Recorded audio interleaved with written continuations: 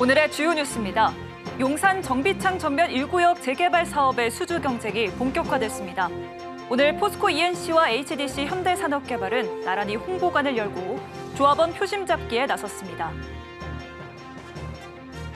새 정부가 에너지 정책 대전환을 예고한 가운데 서해안 에너지 고속도로 건설 사업이 속도를 낼 전망입니다. 업계 1, 2위인 LS전선과 대한전선의 물밑 경쟁이 치열한 모습입니다.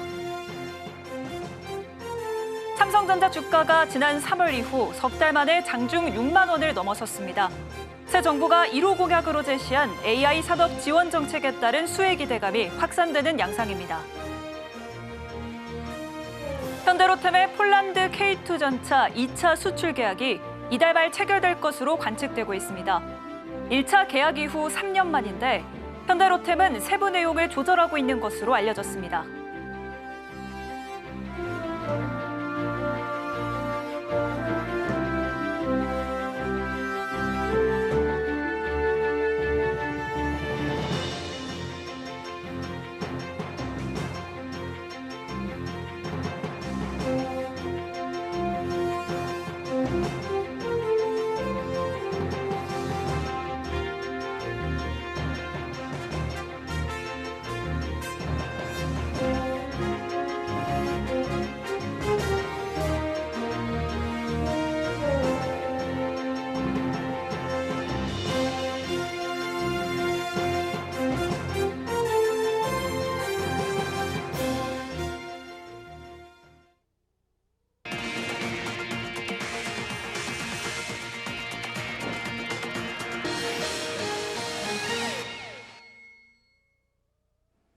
여러분 안녕하십니까? 6월 9일 서울경제 뉴스5 시작합니다. 용산 정비창 전면 1구역 재개발 사업의 수주 경쟁이 본격화하고 있습니다. 오늘 포스코 ENC와 HDC 현대산업개발이 나란히 홍보관을 열고 조합원 표심 사로잡기에 나섰는데요. 양사 모두 한강 조망과 고급화를 앞세우고 있어 결과에 관심이 쏠리고 있습니다. 이지영 기자입니다. 한강 물결을 형상화해 곡선미가 돋보이는 외관과 한강 조망이 가능한 세대. 스카이브리지를 비롯해 고급 마감재로 꾸며진 주방과 욕실까지. 포스코 ENC와 HDC 현대산업개발이 오늘 서울 용산구 일원에 용산정비창 전면 1구역 재개발 사업 홍보관을 열었습니다. 총 777가구로 조성되는 이번 사업은 약 1조 원의 사업비가 투입되는 대형 프로젝트입니다. 용산국제업무지구와 용산역 일대 복합개발수혜가 기대되는 핵심 입지로 수주시 서울 도심에 상징성 있는 랜드마크를 세울 수 있다는 점에서 큰 홍보 효과도 예상되는 곳입니다. 포스코 ENC는 하이엔드 브랜드 OTL을 전면에 내세웠습니다. OTL은 서울 주요 입지 공략을 목표로 출범했지만 아직 상징적인 랜드마크 실적은 없는 상황입니다. 이번 수주에 성공할 경우 브랜드 인지도 강화는 물론 향후 정비사업 수주 경쟁에서 유리한 고지를 확보할 수 있을 전망입니다. 반면 HDC 현대산업개발은 과거 붕괴 사고 이후 이미지 회복이 절실한 상황입니다. 이번 사업을 통해 신뢰 회복에 나선다는 전략. 조합원들의 시선은 대형 평형과 고급화로 쏠리고 있습니다. 용산 내 대형 평형 아파트가 부족하고 눈에 띄는 고급 아파트 단지도 없는 만큼 이번 전면 1구역이 용산의 새로운 랜드마크로 자리 잡기를 기대하고 있습니다. 대형 평수 위주로 좀 럭셔리한 그런 쪽으로 해서 분양 수익을 좀 높였으면 좋겠어요. 네. 양사는 파격적인 금융 혜택을 내걸어 눈길을 끌고 있습니다. HDC 현대산업개발은 가구당 최저 20억 원의 이주비와 LTV 150%를, 포스코 ENC는 16억 원의 이주비와 LTV 160%를 제안했습니다. 시공사 선정을 위한 조합원 투표는 이달 말 진행될 예정입니다. 서울경제TV 이지영입니다. 새 정부가 에너지 정책의 대전환을 예고했습니다. 재생에너지의 드라이브를 걸고 있는데 특히 서해안 에너지 고속도로 건설 사업이 속도를 낼 것으로 전망됩니다. 업계 1, 2위인 LS전선과 대한전선의 물밑 경쟁이 치열한 모습입니다. 김혜영 기자입니다. 이재명 정부의 핵심 에너지 정책은 에너지 고속도로. 재생에너지를 수도권 등으로 연결하는 초대형 송전망 프로젝트입니다. 수도권에 집중된 전력 수요와 지방의 재생에너지 과잉 문제 등 수급 불균형을 해소하고 이를 통해 소멸 위기의 지방을 살리겠다는 겁니다. 이 대통령은 2030년까지 서해안 에너지 고속도로 건설을 목표로 세웠습니다. 호남에서 생산한 해상풍력 에너지를 수도권까지 안정적으로 보내겠다는 건데 총 사업비 규모만 11조 원에 달합니다. 이어 2040년까지 전국 단위의 U자형 에너지 고속도로 건설도 구상하고 있습니다. 업계는 본격적인 수주 경쟁에 앞서 준비 태세에 돌입했습니다. 업계 1, 2인 LS전선과 대한전선의 경쟁이 관전 포인트입니다. LS전선은 세계 최대 용량의 초고압 직류 송전 케이블 상용화에 성공했습니다. 525kV급 고온형 HVDC 케이블로 송전 용량을 최대 50%까지 향상시켰습니다.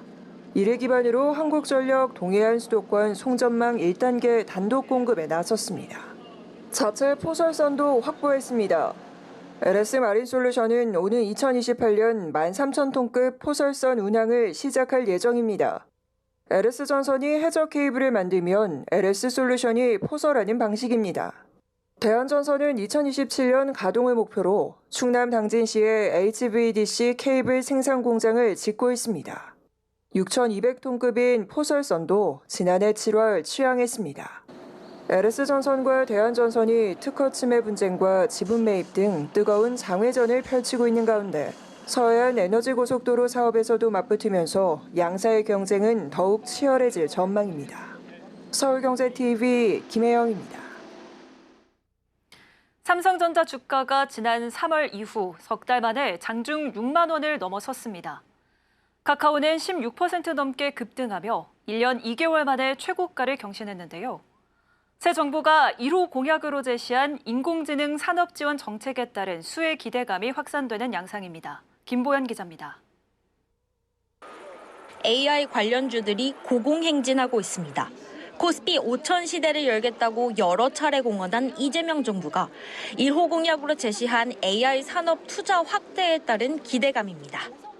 오늘 대표 정보기술 성장주인 카카오는 16% 넘게 급등하며 5만 1,000원을 돌파, 14개월 만에 최고가를 경신했습니다. AI 관련 기업으로 꼽히는 YG넛, 솔트룩스, 한글과 컴퓨터 등도 나란히 두 자릿수 급등하며 52주 신고가를 기록했습니다. AI 반도체 핵심 부품인 고대역폭 메모리를 생산하는 삼성전자는 7거래일 연속 상승세를 이어가며 석 달 만에 6만 원을 회복했습니다. SK하이닉스도 2% 넘게 오르며 나흘째 강세를 지속했습니다. 외국인 투자자들도 다시 한국 주식을 담기 시작하며 주식시장에 활기를 불어넣고 있는 분위기입니다. 새 정부 출범 이후 2거래일간 2조 원 넘게 사들인 외국인 투자자는 오늘도 6천억 원 넘게 매집했습니다. 증권가에서도 관련 종목에 대한 실적 추정 및 목표 주가를 올려잡고 있습니다. 김대준 한국투자증권연구원은 정부는 AI에 집중 투자함과 동시에 한국형 플랫폼 개발의 다양한 지원으로 관련 산업의 성장 모멘텀이 살아날 것이라고 진단했습니다.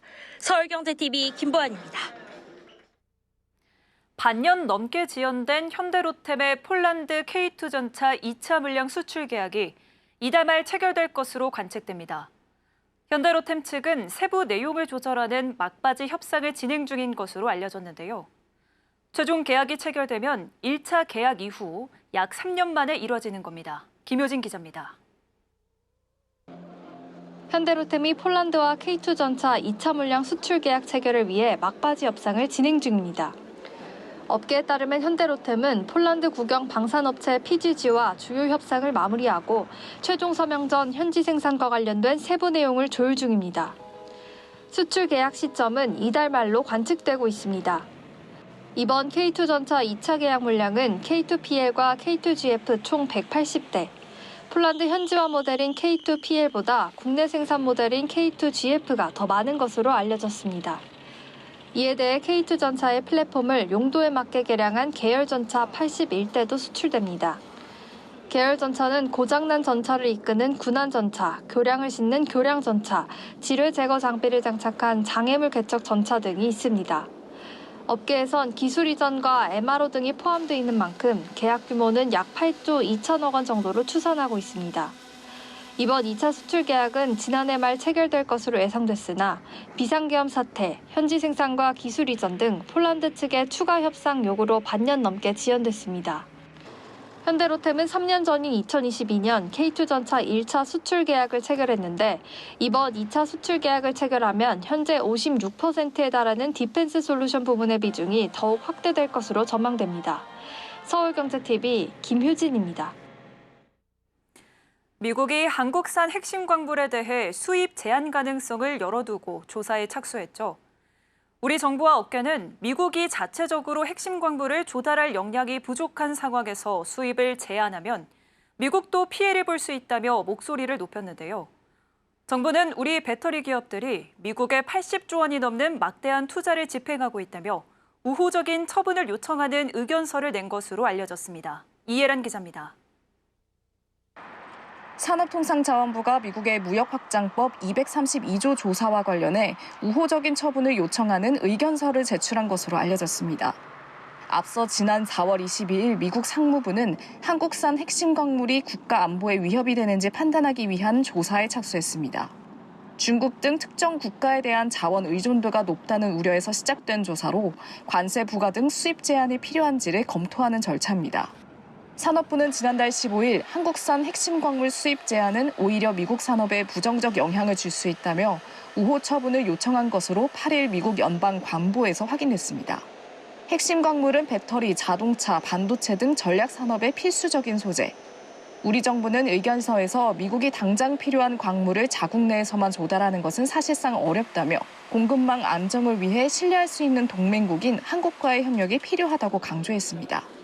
특히 한국 배터리 기업들이 미국 내 생산 기반 확충을 위해 대규모 투자를 진행 중이지만 일정 기간은 일부 소재, 부품의 수입이 불가피한 상황이라며 한국산 소재, 파생 제품 등에 대해 특별한 고려가 필요하다고 밝혔습니다. 업계 관계자는 파생 제품까지 고율 관세가 붙으면 한국 기업의 현지 투자 효과가 반감되고 생산 활동에 차질이 생기거나 가격 경쟁력 약화 등으로 이어질 수 있다고 우려했습니다. 특히 국내 배터리 기업들이 양극재, 음극재 등 한국산 핵심 소재를 활용하는 것은 중국 의존도를 낮추고 공급망을 다변화하려는 전략적 선택인데 한국산에까지 높은 관세가 부과될 경우 이러한 메리트마저 크게 약화될 수 있다고 지적했습니다. 정부가 제출한 의견서에는 LG에너지솔루션과 삼성 SDI, SK온 등 주요 배터리 3사가 미국 7개 주에 걸쳐 총 13개 프로젝트에 약 80조 원을 투자하고 있다는 사실도 명시됐습니다. 이들 기업 역시 미국 정부에 별도 의견서를 제출하고 현지 공장 설립과 투자 현황을 상세히 설명하며 사업 차질이 발생하지 않도록 협조를 요청한 것으로 전해졌습니다. 서울경제TV 이혜란입니다. 공정거래위원회가 2년 넘게 조사하고 있는 4대 은행 LTV 담합 의혹 사건이 연장을 거듭하고 있는 가운데 이재명 정부의 공정경제기조라는 새로운 국면을 맞이했습니다. 첫 정보교환 담합 적용 사건이자 최대 1조 원의 과징금 부과가 전망되면서 금융당국과 은행권 모두 예의주시하고 있습니다. 이연아 기자입니다. 공정거래위원회가 지난 2023년부터 조사 중인 4대 은행 주택담보대출 비율 LTV 담합 의혹 사건이 연장을 거듭하고 있습니다. 현재 공정위는 4대 은행이 2020년부터 2년간 7,500개 달하는 LTV 자료를 공유하고 담합 행위를 벌여 부당 이득을 챙기고 소비자 이득을 침해했다고 판단한 반면 은행은 관행적으로 이어져 온 단순 정보 교환으로 담합이 될 수 없고 부당 이득도 없다고 반박하고 있습니다. 공정위는 지난해 11월 전원회의에서 조사 보완 재심사 결정 이후 추가 현장 조사를 벌여 지난 4월 2차 심사 보고서를 각 은행에 발송했습니다. 하지만 각 은행은 심사 보고서에 대한 의견서 제출 연장을 요청해 6주의 시간을 벌었고 이달 20일까지 제출해야 합니다. 공정위가 과징금 산정 기준인 매출액을 신규 취급액뿐 아니라 기한 연장 대출까지 포함하면서 과징금 규모가 기존 수천억 대에서 1조 원을 넘길 것이라는 관측도 제기됩니다. 4대 은행은 이미 지난해 1차 심사보고서를 받은 후 법무법인을 선정해 대응 중이고 공정위 최종 결론이 나오면 공동행정소송도 검토 중입니다. 은행권에서는 공정이 무리한 끼워 맞추기식 조사라며 반발하고 있고 제재 수위에 따라 업계에 미칠 파장이 상당하기 때문에 결과 발표를 예의주시하고 있습니다. 공정위는 2021년 12월 공정거래법 개정 이후 도입된 정보교환 담합을 적용하는 첫 사건인 점에서 상당한 신중함을 기하고 있습니다. 지난달 20일에는 이복현 당시 금융감독원장이 공정위 LTV 담합 의혹 사건을 겨냥해 금융업 특성상 경쟁 촉진 조치가 금융 안전과 소비자 권익 침해 소지도 있다고 지적하며 은행권 지원 사격에 나섰지만 공정위는 금융권 특수성을 고려해 제재 여부를 판단할 것이라며 선을 그었습니다. 공정위와 은행권의 팽팽한 줄다리기가 이어지는 가운데 현재 새 정부의 경제정책 기조도 영향을 미칠 것으로 전망됩니다. 새 정부에서는 공정경제 강조와 함께 대기업 계열사 부당지원 조사 필요성이 급부상했고 이재명 대통령이 공정위 인력 충원 필요성을 언급한 만큼 공정위 역할이 강화될 것이란 시각이 우세합니다.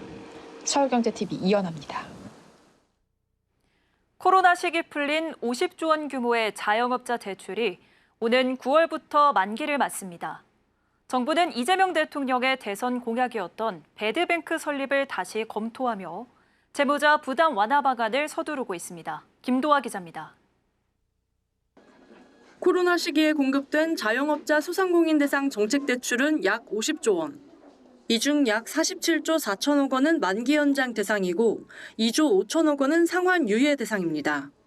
이들 대출이 오는 9월 말부터 본격 만기 도래하면서 정부는 이재명 대통령의 핵심 공약이었던 배드뱅크 설립 검토에 착수했습니다. 금융당국은 캠코를 통해 은행 부실채권을 넘겨받고 채무자의 상환 능력에 따라 일부 빚을 탕감하는 방안을 검토 중입니다. 손실은 정부가 재정으로 메우고 은행도 일정 부분 비용을 분담하는 구조입니다. 기존의 채무조정 제도인 새출발기금은 신청 20조 원 중 실제 체결액이 5조 8천억 원에 그치며 실효성 논란을 낳았습니다. 특히 원금 감면은 3조 원 미만으로 복잡한 절차 등이 원인으로 지적됐습니다. 이에 정부는 기존 제도보다 더 빠르고 더 넓은 범위의 조정 수단이 필요하다고 판단하고 있습니다. 한편 1분기 은행 부실채권은 전년 대비 40% 이상 급증해 4조 원대에 달합니다. 가계 통계에 잡히지 않는 영세 자영업자들의 숨은 빚은 약 369조 원으로 역대 최대로 늘어난 실정입니다. 시장에선 이 같은 부채 구조를 정리하지 못할 경우 연체 도미노 우려도 제기되고 있습니다.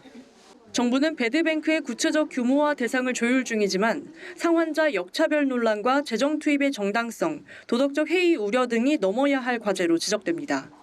배드뱅크가 단순한 부실 정리 수단을 넘어 재기 지원의 전환점이 될 수 있을지 정교한 정책 설계가 관건으로 보입니다. 서울경제TV 김도아입니다. CJ 푸드빌이 실적 악화로 통매각설까지 불거졌지만 위기 극복에 나서며 지난해 사상 최대 실적을 기록했습니다. 세계 시장에서 K푸드와 문화가 인기를 얻으며 글로벌 사업에서 실적을 이끌고 있는데요. 그런데 다른 나라에서와 달리 베트남 법인만 적자의 늪에서 벗어나지 못하고 있습니다. 왜 그런지 이혜연 기자가 알아봤습니다. CJ 푸드빌이 글로벌 사업 호조에 힘입어 지난해 사상 최대 실적을 기록했습니다. 다만 베트남 법인은 여전히 적자를 면치 못하며 해외 사업에 아픈 손가락으로 남은 모습. CJ 푸드빌은 지난해 매출 9,092억 원을 달성하며 전년 대비 7.6% 증가한 사상 최대 규모를 기록했습니다. 영업이익 역시 556억 원으로 1년 전보다 22.6% 오르면서 흑자 전환에 성공한 2021년을 포함해 4년 연속 성장세를 보였습니다. 뚜레쥬르와 빕스를 양축으로 한 베이커리 외식 사업이 실적을 이끌었습니다. 특히 뚜레쥬르를 내세워 미국, 인도네시아, 베트남 등 9개국에서 약 560개의 매장을 기반으로 꾸준히 해외 시장을 공략해온 결과 CJ 푸드빌의 전체 영업이익 중 해외 사업이 차지하는 비중이 약 50%에 달합니다. 지난해 해외 매출은 2,116억 원을 기록했고 당기순이익은 381억 원으로 130%나 늘었습니다. 특히 미국 법인은 지난해 매출 1,373억 원을 기록하며 7년 연속 흑자를 경신했고 인도네시아 법인도 3년 연속 실적 성장세를 이어갔습니다. 하지만 유독 베트남 시장만 고전하고 있습니다. 지난해 베트남 법인 매출은 253억 원으로 전년 대비 약 12억 원 소폭 증가했지만 당기 순손실이 13억 원으로 전년보다 59% 확대됐습니다. 지난 2011년 한 차례 7천만 원의 순이익을 기록한 이후 베트남 법인은 10년 넘게 순손실을 지속하는 상황. CJ푸드빌은 베트남 내수 시장의 경기 침체와 소비 심리 위축이 원인이라며 손익분기점 수준의 영업이익은 달성하고 있다고 설명했습니다. 글로벌 확장을 통해 전체 실적을 끌어올리고 있는 CJ푸드빌. 최근 말레이시아 뚜레주르 1호점을 오픈하는 등 시장을 넓히고 있는 가운데 베트남 시장의 부진을 어떻게 극복할지 관심이 모아지고 있습니다. 서울경제TV 이혜연입니다. 소아 진료 공백이 컸던 전북 남원시에 달빛 어린이병원이 문을 열었습니다.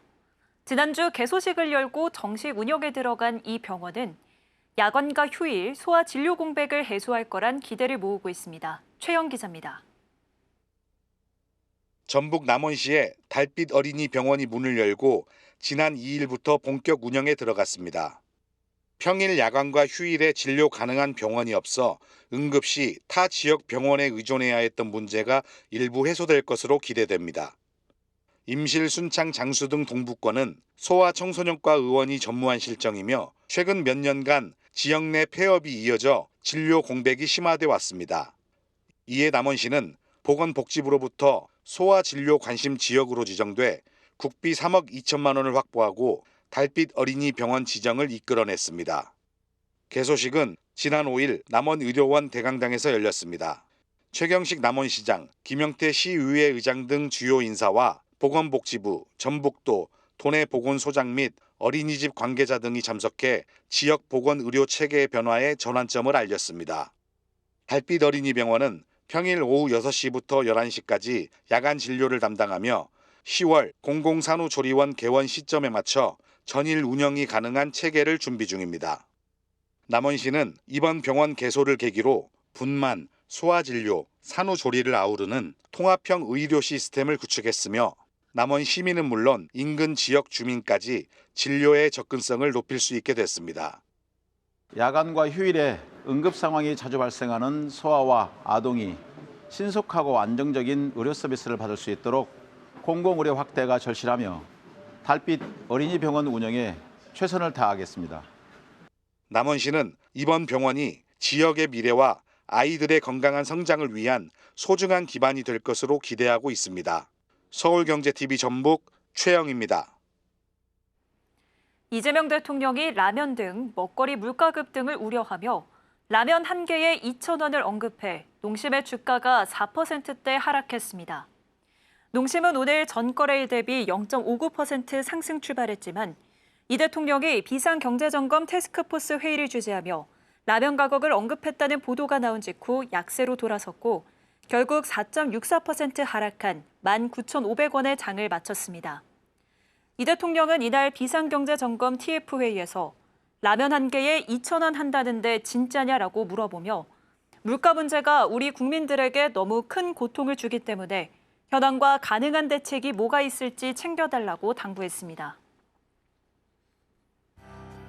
이재용 삼성전자 회장이 지난해 사상 최대 실적을 낸 삼성 바이오로직스 사업장을 방문했습니다. 이 회장은 현재 짓고 있는 5공장 등을 살펴보고 사업 전략을 점검한 것으로 알려졌습니다. 구강모 LG그룹 회장이 전기차 캐즘 속 인도네시아를 찾아 배터리 사업 육성 의지를 강조했습니다. 구 회장은 이달 초 인도네시아 카라왕 신산업단지에 있는 HLI 그린파워를 방문해 전기차 배터리셀 생산 라인을 점검했습니다. 현대차의 대형 SUV 팰리세이드가 5월 신차 등록 대수 8,000대를 돌파했습니다. 기아 소렌토와 카니발은 전달 대비 등록이 감소해 대조를 이뤘습니다. 두산 에너빌리티가 오늘 베트남 최대 국영기업인 베트남 국가산업에너지그룹과 약 9천억 규모의 오몬포 가스복합 발전소 건설 공사 계약을 체결했습니다. 총 발전 용량 1,155메가와트 규모로 2028년 준공 예정입니다. 서울경제 뉴스5 저희가 준비한 소식은 여기까지입니다. 함께해 주신 여러분 고맙습니다.